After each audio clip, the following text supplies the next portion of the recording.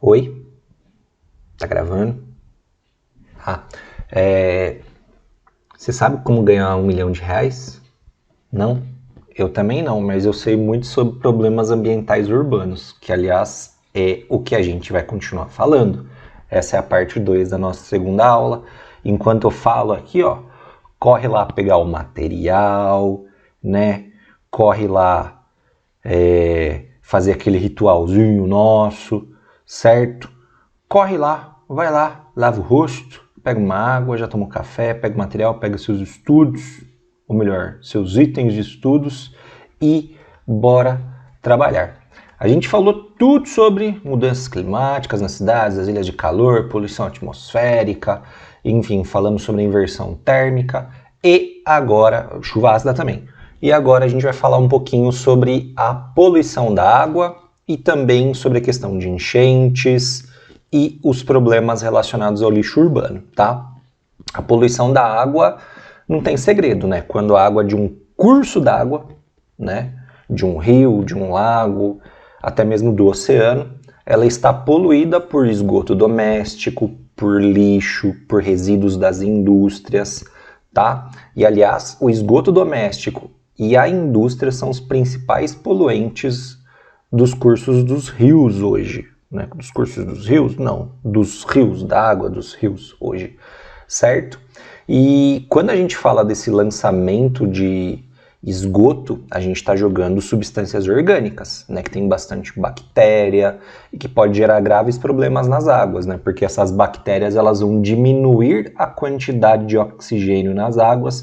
Isso pode levar à mortandade, né, isso pode fazer com que os peixes, enfim, toda a fauna, toda a flora do curso da água tenha uma diminuição muito grande, tá? Essa imagem, para quem não sabe, é o Rio Tietê na cidade de Salto. E a gente sempre, infelizmente, enxerga esse problema todos os anos, durante o ano inteiro, quando a gente vai ali até a Praça Arquimedes Lamolha, ali na antiga concha acústica, para ver o rio, a gente enxerga essa situaçãozinha, algo bastante complicado, né? Sobre essas enchentes, o que vão causar as enchentes? Primeiro, a gente tem que lembrar que a gente vive, né, num país tropical onde tem, de modo geral, chuvas intensas, exceto em algumas áreas no interiorzão do Nordeste, no semiárido, que é bem seco, mas mesmo nessas áreas podem ter chuvas muito fortes, aquelas chuvas torrenciais que a gente falou na aula de semana passada. Essas chuvas intensas, elas vão acumular muita água rapidamente no solo. Aí entra o segundo fator. O solo, naturalmente, ele absorveria essa água infiltraria no solo. Mas a gente está falando das cidades. Esse solo, composto aí hoje por concreto, asfalto, calçadas, ruas, casas, prédios, enfim, poucas áreas verdes, não vai conseguir, né? O solo não vai conseguir absorver toda essa água. Então, a impermeabilização do solo, quando a gente tem o solo urbano cheio de calçamentos, cheio de asfalto, a gente está impermeabilizando. Significa que o solo ele não vai absorver, né? Vai se tornar impermeável. A água ela não vai entrar no solo como antigamente. E isso vai fazer com que essa chuva intensa fique acumulada e comece a encher de água, né? Não vai ter o escoamento de água necessário.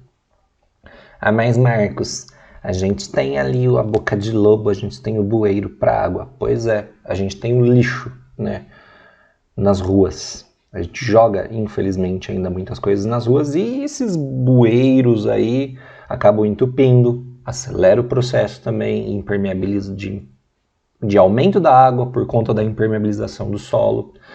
Outra coisa, né, junto com a água da chuva, o lixo ele vai parar no rio também. O que a gente enxerga aqui não é só de pessoas que jogaram o lixo no rio, mas são de pessoas que jogaram seus lixos, né, seus resíduos na cidade e a água da chuva acabou indo para o rio, tá? E levou a sujeira que o cara jogou na calçada, na rua, certo? E outra coisa é a ocupação irregular do solo. Quando a gente fala de ocupação irregular do solo, a gente está falando de ocupar o solo irregularmente. Olha que genial! O que significa isso? Significa que aquela área ela não deveria ter construções. Por exemplo, nas margens dos rios, a gente tem uma área que é chamada de várzea. A área de várzea é uma área, né, a margem do rio, onde naturalmente o rio eleva o seu volume. Então, a margem do rio é uma área onde naturalmente o rio vai aumentar seu volume e vai ocupar essa região. Quando a gente ocupa as margens dos rios, a gente está ocupando a área que na verdade é do leito do rio ainda. E isso daí vai promover um outro problema, também são as enchentes. Então a gente ocupa o lugar que o rio naturalmente alagaria, inundaria e, obviamente, isso vai trazer problemas também, né? Quais são as consequências dessas enchentes nas cidades? Lixo nas ruas, água dos rios contaminadas, isso vai trazer uma grande quantidade de doenças para os seres humanos.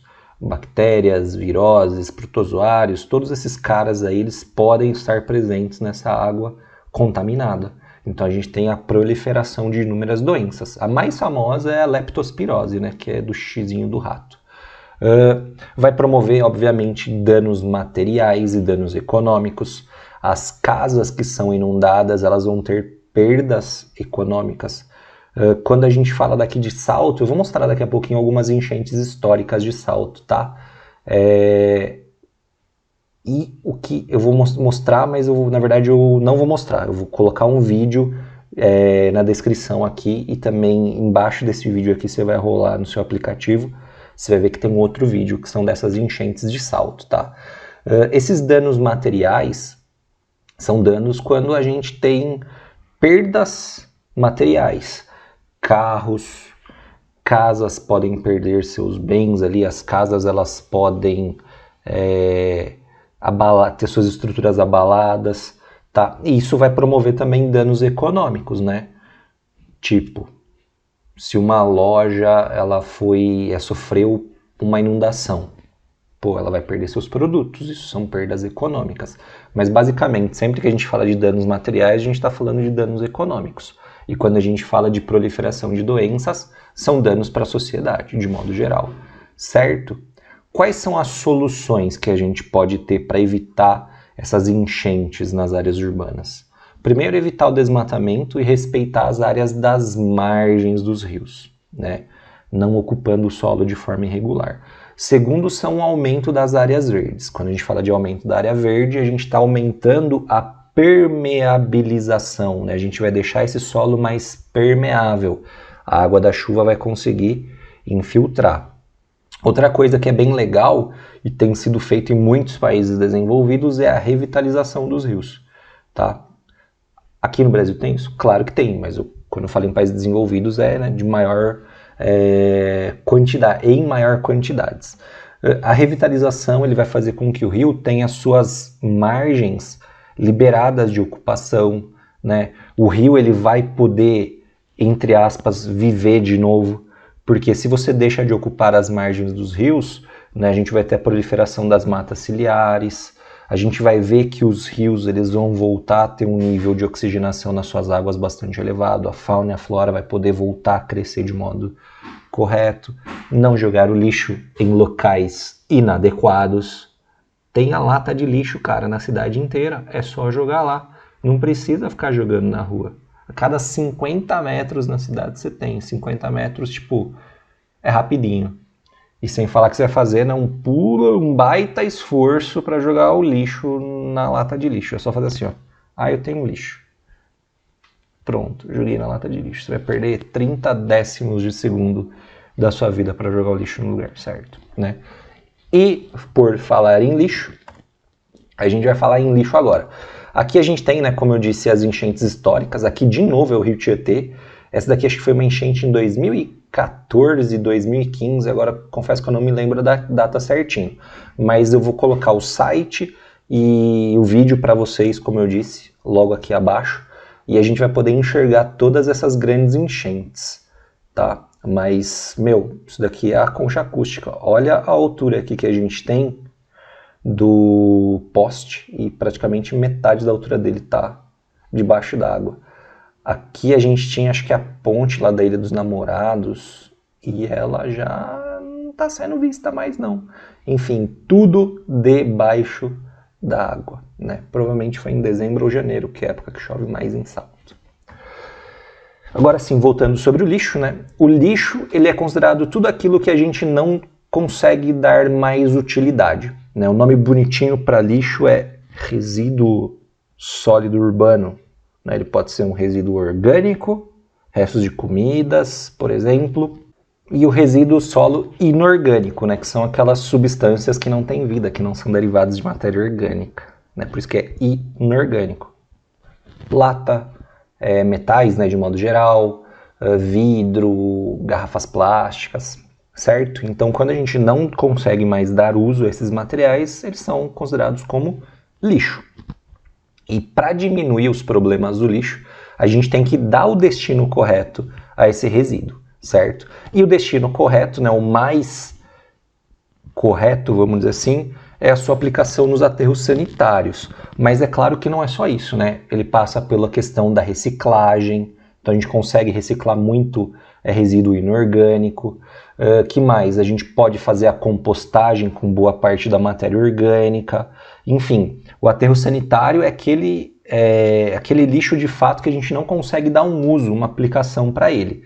Então, o aterro sanitário, né, definição de aterro sanitário, é uma estrutura cuidadosamente projetada, incorporada ou acima do solo, em cima do solo, em que o lixo é isolado do meio, águas subterrâneas, do ar e da chuva. Por quê? Porque esse lixo, quando ele é colocado no aterro sanitário, ele vai gerar para a gente resíduos. Esses resíduos, chamados de chorume, por exemplo, eles podem contaminar demais o lençol freático.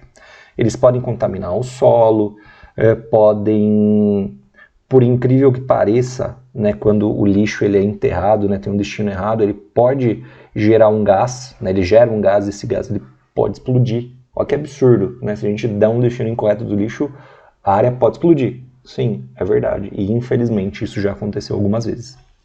Mas enfim, quando a gente fala do aterro sanitário, a gente está falando uma estrutura toda projetada para dar conta de receber o nosso lixo.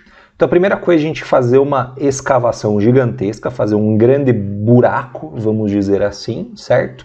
Só que antes da gente colocar o lixo, a gente precisa impermeabilizar o solo. A gente não pode deixar esse chorume infiltrar no solo. Então o que é feito? São feitas camadas, não sei se vocês enxergam aqui, mas tem duas camadas na cor preta. A gente está colocando nessa regiãozinha duas mantas, né, de material muito impermeável.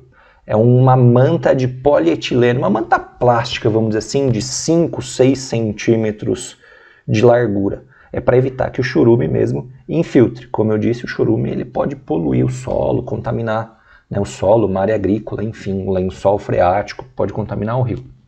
E junto com essa lona, né, essa manta de impermeabilização, a gente coloca aqui alguns canos. Esses canos ou calhas vão levar o chorume para uma área de tratamento, né? Ele vai ser tratado para não poluir. Então, a gente vai colocar um cano ou uma calha que vai levar esse chorume até uma determinada região.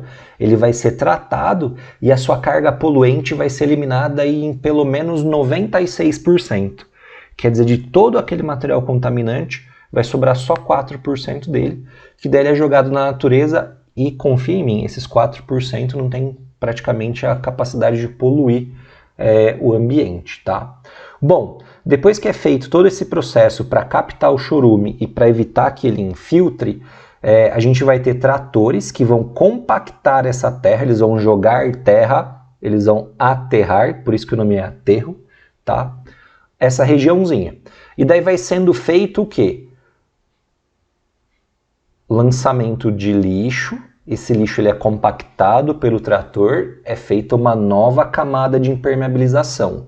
A cada camada de lixo é feita uma camada de aterramento. A gente joga a terra em cima para que esse lixo não fique exposto na natureza. para que não contamine pessoas, enfim, para que não contamine o ambiente, que não seja uma área de transmissão, né, de doenças. E lembra que eu falei que ele gera um gás, o lixo em decomposição? Então, junto com as camadas que são feitas de terra, é também criado uma espécie de mecanismo para fazer com que esse gás seja liberado. Em alguns casos, esse gás ele pode gerar energia para o próprio aterro sanitário, né? Como tem um vazamento de gás muito grande, eles utilizam esse gás para gerar energia elétrica para o próprio aterro sanitário, né? Para a parte administrativa, tá? Enfim, depois que é feito todo esse processo... outra coisa, tem um cinturão verde aqui, né? Todo aterro sanitário, por lei, ele tem que ter vegetação ao seu redor para proteger a região, certo? Para evitar que, enfim, alguém jogue o lixo de modo errado, de modo clandestino, né? Tem que ser cercado, coberto por vegetações. Esse cinturão verde também serve para evitar que o mau cheiro seja levado para outras áreas, certo? Enfim, então para cada camada de lixo, a gente tem uma camada de terra e de impermeabilização, a gente capta todo o chorume, então aqui são as piscinas de tratamento de chorume, né? A gente chama de material percolado, enfim. E quando esse aterro sanitário atinge toda a sua área, né? Quando o buraco ele é todo preenchido, essa região ela não pode ser utilizada para construção de casas, porque o lixo está em decomposição lá ainda. Então, sabe o que pode ser feito? A criação de um parque, uma área de reflorestamento, enfim, alguma área de lazer e de conservação das áreas verdes, enfim, pode ser criada. Então, dentro das cidades, muitas vezes pode ser que uma área que hoje tem uma grande concentração de áreas verdes, enfim, de árvores, pode ser um antigo aterro sanitário. Aliás, o nome aterro sanitário é porque a gente está dando um fim correto, né? Quando a gente fala essa palavra sanitário, são que as condições de higiene, de saúde, são todas preservadas, né? Para manter o ambiente saudável. Enfim, e daí a gente tem então o aterro sanitário como um dos destinos mais corretos do lixo.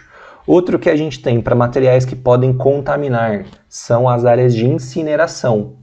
Por exemplo, lixos hospitalares, que podem estar contaminados, né? Uma agulha, uma seringa, né, de injeção, agulha, enfim. Ela pode ser não, né? Ela vai ser levada no incinerador. Que mais? A gente tem obrigatoriamente que falar da compostagem. Vocês fizeram já esses experimentos de compostagem na escola, certo? Com a professora Camila de Ciências. Enfim, é uma forma da gente dar um destino correto ao lixo orgânico gerado na nossa casa, os restos de alimentos, né? A gente também tem que se lembrar da questão da reciclagem, da separação do lixo, né? Só para a gente ficar aqui, focar na nossa cabeça. Vermelho é material plástico, o azul é o material derivado de papeles, o verde é o vrido, o marrão é o orgânico e o amarelinho são os metais. Então a gente tem essas cores. E respeitem, afinal a gente tem isso na nossa escola, né? Por que você não joga ele no lugar certo? Porque às vezes eu vejo lá no papel tem vidro, no vidro tem plástico. Enfim, isso me deixa muito triste, certo? Mas sabe o que não me deixa triste? Você mandando um recadinho que você assistiu essa aula até o final aqui pra mim. Isso vai me deixar bastante feliz, vai fazer minha semana ser melhor ainda, certo? Queria agradecer a paciência dos senhores, das senhoras, por serem também muito maravilhosos. Muito obrigado. Até a próxima aula. Tchau! Opa, não foi. Agora